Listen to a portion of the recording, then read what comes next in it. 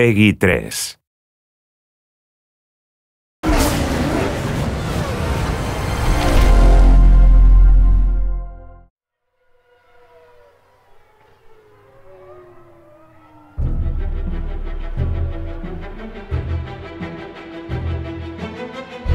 It's really the ultimate experience.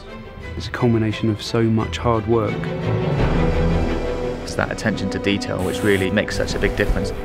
The drama, the tactics, the excitement, the strategy, we really have got to the heart of the sport.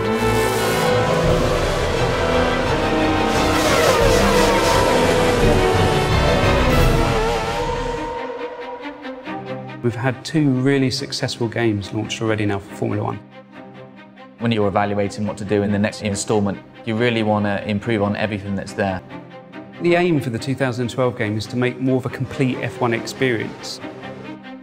At the start of the game now, we've got the Young Drivers Test. It's a real test that exists in real life. It's set in Abu Dhabi in 2011, and you get a chance to drive either the Red Bull, the Ferrari or the McLaren. It really gives those up-and-coming drivers track time to really kind of showcase their talents, and it's wonderful that we're able to copy the elements that happen on those real young driver test sessions in the Formula 1 2012 game. I remember my first test was with Red Bull Racing at the end of 2007, and you know, even 3 years later, the people who ran me at the test still remember the job that you did, you know, so the first impression really is important. People still talk about the first time Lewis tested at Silverstone for McLaren, and you know, so it is a hugely important day for a racing driver. I think Codemasters have done a super job giving regular people a proper insight into what a Grand Prix car is like. The hot lap videos, you see these kind of things on TV all the time, and we're using Anthony Davidson, an ex-Formula 1 driver. And he's really just directing you on what makes a good lap. So he'll be pointing out the braking points, the things you should be watching out for. If it's a double apex, the sort of line you should be taking. This is kind of just giving you that fundamental information that you need in order to get to a new circuit, understand it very quickly and enjoy the most from it.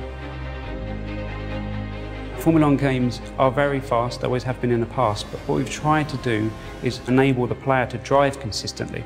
And we've put a lot of time into working on the pad to help the player control the car at speed.